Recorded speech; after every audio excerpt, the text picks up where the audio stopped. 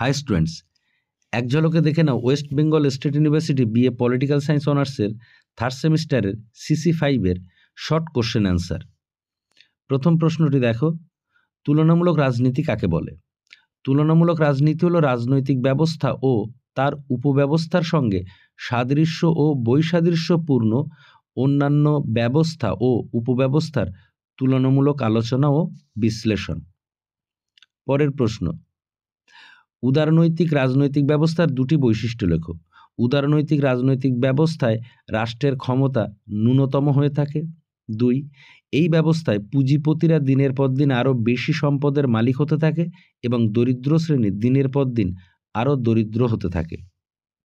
পরের প্রশ্ন, গণতান্ত্রিক রাষ্ট্রের দুটি বৈশিষ্ট্য লেখো।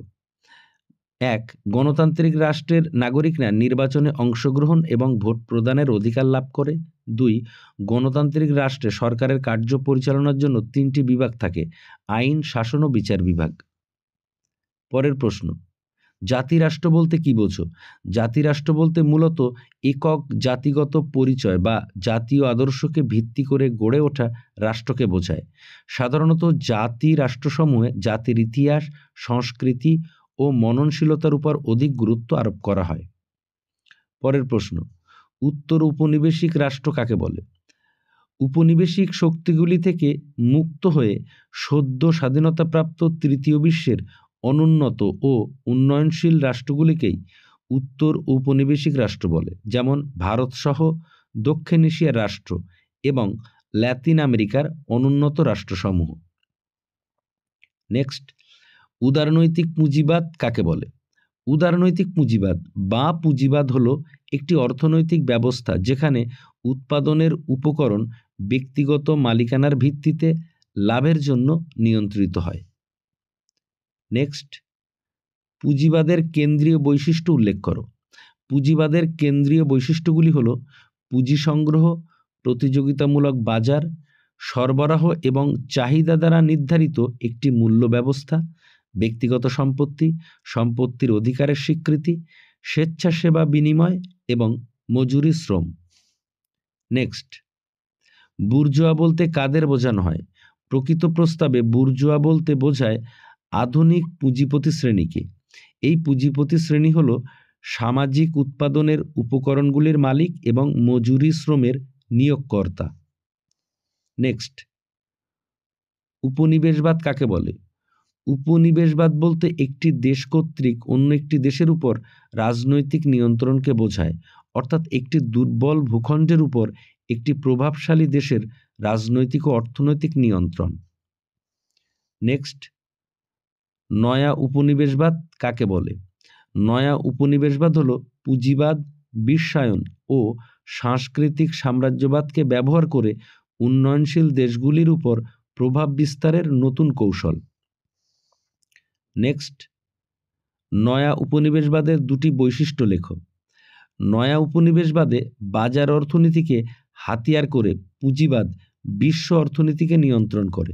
2, বৃহৎ শক্তিগুলি বিভিন্ন অজুহাতে দুর্বল দেশগুলির উপর বিভিন্ন সামরিক নিয়ন্ত্রণ আরোপ করে। নেক্সট, বি উপনিবেশবাদ বা অব উপনিবেশীকরণ কি? যখন কোনো মাতৃদেশ বিভিন্ন কারণে তার উপনিবেশগুলিকে একে একে স্বাধীনতা দ্বারা নীতি গ্রহণ করে তখন তাকে বি উপনিবেশবাদ বা অব উপনিবেশীকরণ বলে। নেক্সট, সমাজতন্ত্র বলতে কি বোঝো?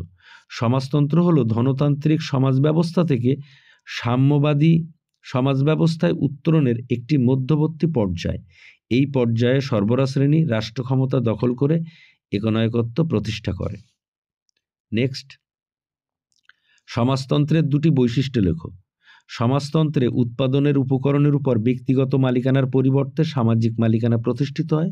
2, সমাজতন্ত্রে একটিমাত্র রাজনৈতিক দলের অস্তিত্ব দেখা যায়, তার নাম কমিউনিস্ট দল। নেক্সট, আইনের অনুশাসন কাকে বলে? আইনের অনুশাসন বলতে বোঝায় আইনের চোখে সবাই সমান এবং সব কিছুর উপরে আইনের প্রাধান্যের স্বীকৃতি। এক্ষেত্রে সকল আইন ভঙ্গকারী সাধারণ আইন এবং সাধারণ আদালতের এখতিয়ারভুক্ত হবে। নেক্সট, শাসনতান্ত্রিক রীতিনীতি কি? অধ্যাপক ডাইসি দেশাচার, চিরাচরিত আচরণবিধি, অভ্যাস, রাজনৈতিক রীতি ও প্রথাসমূহকে শাসনতান্ত্রিক রীতিনীতি বলে অভিহিত করেছেন। নেক্সট, ম্যাগনা কার্টা কাকে বলে? ইংল্যান্ডের রাজনৈতিক ইতিহাসে ম্যাগনা কার্টা হল রাজার ক্ষমতা খর্ব করার একটি ঐতিহাসিক দলিল, যা 1215 সালের 15ই জুন স্বাক্ষরিত হয়। ঐতিহাসিকভাবে ম্যাগনা কার্টাকে বর্তমান সাংবিধানিক শাসনের সূচনা বলা যেতে পারে। নেক্সট, গণতান্ত্রিক কেন্দ্রিকতার নীতি কি? গণতান্ত্রিক কেন্দ্রিকতা হল লেনিনবাদী সাংগঠনিক পদ্ধতি, যেখানে কোনো নীতি নির্ধারণের পূর্বে সকল দলীয় সদস্যের আলোচনা, বিতর্ক এবং মত বিনিময়ের অধিকার থাকে, কিন্তু যখনই সংখ্যাগরিষ্ঠের সমর্থনে সিদ্ধান্ত গৃহীত হবে তখন তা দলের সব সদস্যই মান্য করবেন। নেক্সট, ইউরোকেন্দ্রিকতা কাকে বলে?